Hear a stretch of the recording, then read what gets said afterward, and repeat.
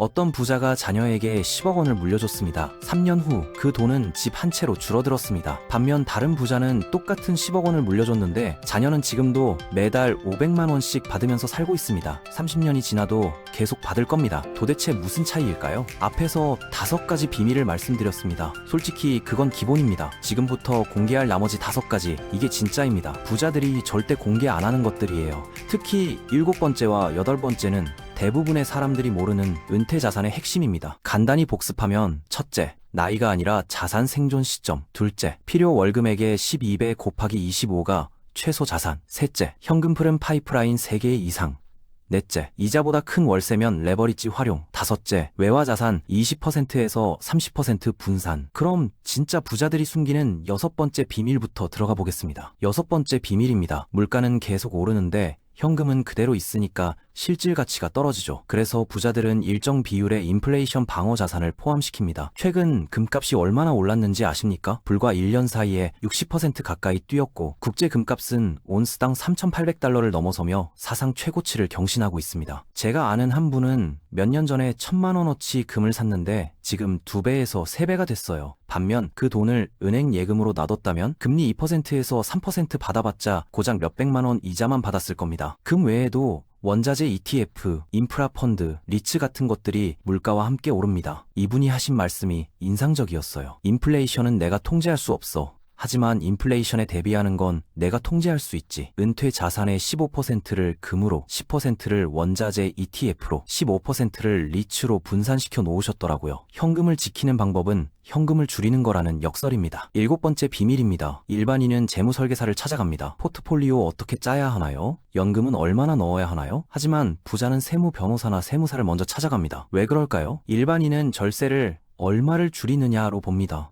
양도소득세 1,000만 원 나오는 걸 500만 원으로 줄일 수 있으면 성공이라고 생각하죠. 하지만 부자는 완전히 다르게 봅니다. 세금을 내는 시점을 어떻게 조절할 수 있을까? 구체적 사례 하나 보여드릴게요. A씨가 부동산을 팔아 5억 원의 차익이 발생했습니다. 양도소득세는 약 1억 5천만 원. 보통은 매각과 동시에 이 세금을 바로 냅니다. 그런데 부자들은 이렇게 하지 않습니다. 부동산을 단순히 매각하는 대신 부동산을 담고 있는 법인을 만들어 그 법인의 지분을 매각하는 방식으로 구조를 바꿉니다. 이렇게 하면 세금이 즉시 확정되지 않고 세금을 납부해야 하는 시점과 방식에 선택지가 생깁니다. 즉 내야 할 1억 5천만 원을 바로 내는 대신 그 금액을 법인 안에서 몇 년간 굴릴 수 있게 되는 거죠. 예를 들어 이 1억 5천만 원을 5년 동안 연 5%로 굴리면 5년 후엔 약 1억 9천만 원이 됩니다. 세금 1억 5천만 원을 나중에 내더라도 사이에서 벌어들인 약 4천만 원은 온전히 본인의 몫이 됩니다. 세금을 없앤 게 아닙니다. 세금이 빠져나가는 타이밍을 조절해서 자산을 더 크게 만든 겁니다. 또 하나의 사례를 보겠습니다. 개인연금이 5억 원 있다고 가정해볼게요. 이걸 한 번에 일시금으로 받으면 세금 폭탄이 됩니다. 종합소득세 구간이 올라가 세율이 40% 넘을 수도 있어요. 2억 원 가까이를 세금으로 내야 하는 거죠. 하지만 10년에 걸쳐 나눠 받으면 매년 5천만 원씩 받으면 세율이 낮아져 10에서 15% 수준이 됩니다. 똑같은 연금 5억 원인데 받는 방식에 따라 세금이 억 단위로 차이 납니다. 이게 바로 세금이 나가는 타이밍을 통제하는 겁니다. 그래서 세무 변호사와 회계사가 은퇴 자산의 핵심 파트너인 거죠. 재무 설계사는 자산을 어떻게 굴릴지 알려주지만 세무 전문가는 그 자산을 어떻게 지킬지 알려줍니다. 이것만 잘해도 은퇴 자산 수명이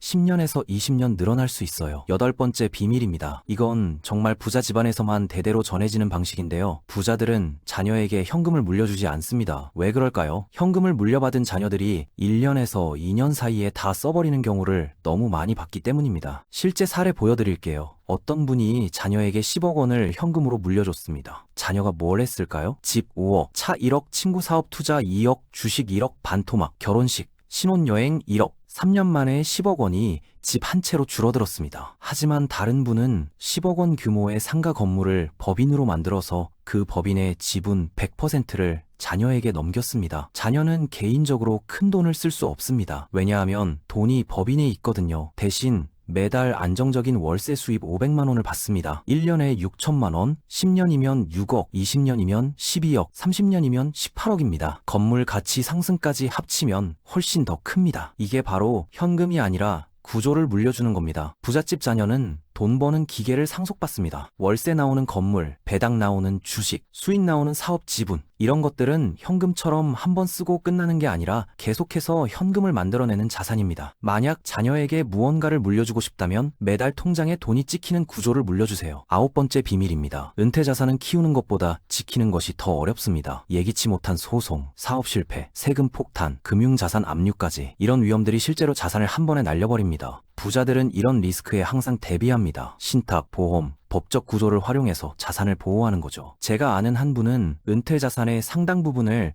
가족 신탁 형태로 보호해 두셨습니다. 몇 년 전에 사업상 문제로 거액의 소송이 걸렸는데 신탁된 자산은 온전히 보호받을 수 있었대요. 만약 신탁을 안 해뒀다면 평생 모은 은퇴 자산이 한순간에 날아갔을 겁니다. 신탁은 내 재산을 신탁회사에 맡겨서 법적 소유권은 신탁회사에 있지만 실질적인 수익은 내가 받는 구조입니다.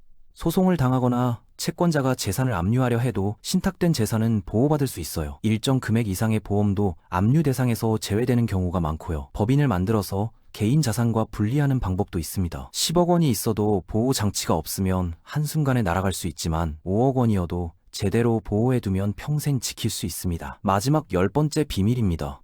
여러분은 은퇴를 어떻게 정의하십니까?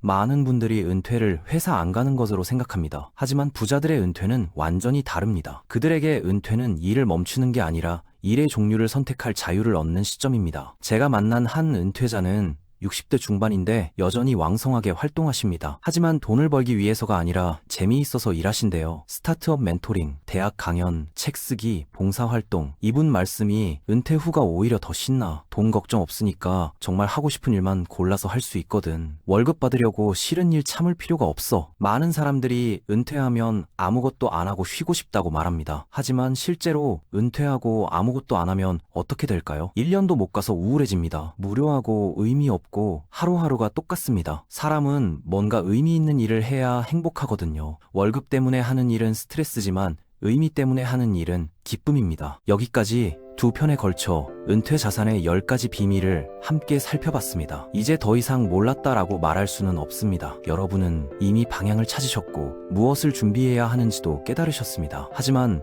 어떤 지식도 움직이지 않으면 아무 의미가 없습니다. 은퇴는 언젠가 찾아오는 사건이 아니라 오늘의 선택이 쌓여 만들어지는 미래의 결과입니다. 오늘이 시작하는 그 첫날이기를 바랍니다. 감사합니다.